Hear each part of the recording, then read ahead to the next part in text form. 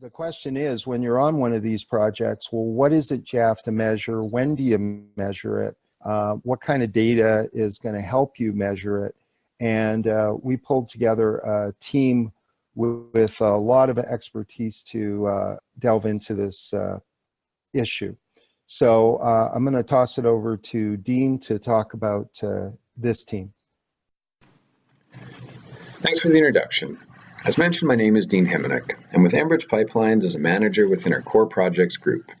First off, I'd like to thank you for taking the time out of your schedules to join us today for our webinar on advanced work packaging, data and metrics.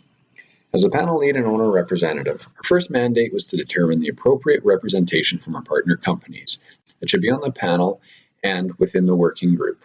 After some deliberation, we determined that the engineering consultants and the constructor have a critical relationship that must be brokered by the owner, and by teaming up with a technology partner, we'd be able to look at and determine what data and metrics would be needed for proactive AWP management.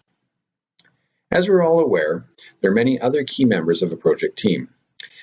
As a panel, we identified the members of the working group over several meetings up front. These members represented piping fabricators, specialized construction trades, as well as specialized commissioning and startup teams.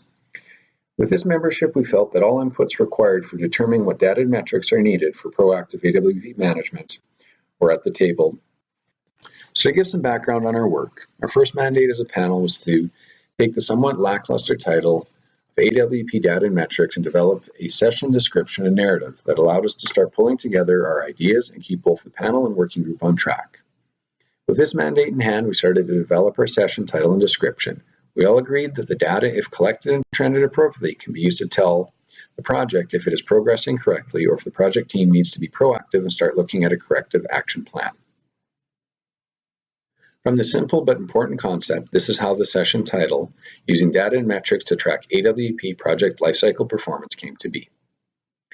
Over the past couple of months, as we've been developing our plan for rollout at the AWP conference in May, we've had several realizations and many discussions around what indicators are important, what provides value, and what metrics truly use data to show trends and are not subjective. Another realization that was identified by the working group is metrics are specific to each stage of the project. Based on the number of possible metrics, the volume of data required to track can be massive, leading to the question of what do we really need for metrics and what is the data telling us?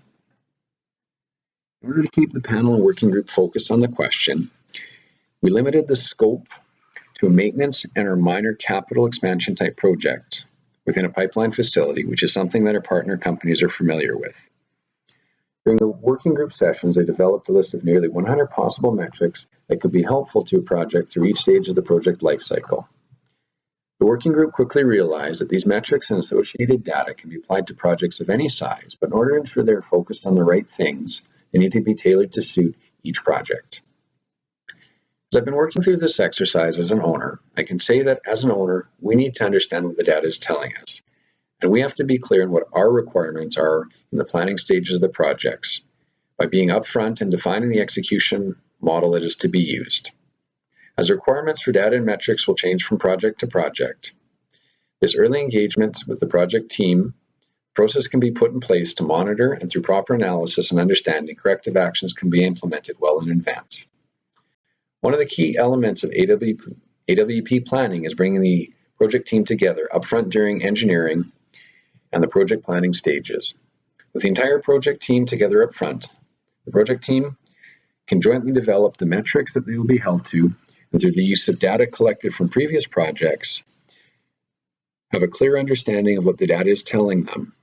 The team can then work to eliminate pinch points and put a plan in place to monitor and react as required.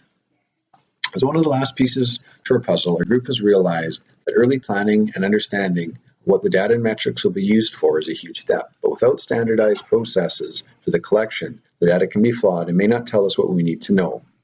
As a team, our next steps are to take our list of metrics and work through what units of measure and processes we may need in place to support the use of data and metrics for tracking of AWP lifecycle performance. I'm looking forward to sharing these findings as well as our learnings in our session in May, and hope everyone will be able to attend. Thank you.